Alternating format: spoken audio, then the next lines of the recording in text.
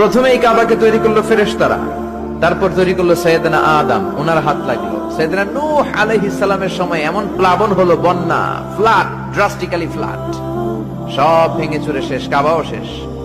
নূহ আলাইহিস সালাম নেমে আবার বানালেন, এরপর বানালেন ইব্রাহিম আলাইহিস সালাম। পড়েন সুবহানাল্লাহ।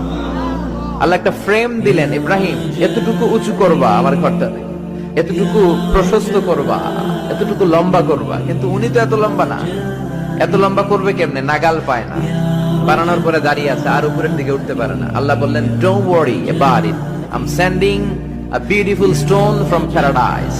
আমি জান্নাত থেকে একটা স্পেশাল পাথর পাঠিয়ে দিচ্ছি ইব্রাহিম, ওইটার উপরে দাঁড়াও, উপরে উঠতে মন চাইলে উঠে যাবে, নিচে নামতে মন চাইলে নেমে যাবে। মাকাম ইব্রাহিম, জান্নাত থেকে আসা ওই পাথর কাবা ঘরের পাশে আজও আছে না নাই? উনি দাঁড়ালেন, উপরে ওঠা দরকার উঠে যেত অটোমেটিক, নিচে নামা দরকার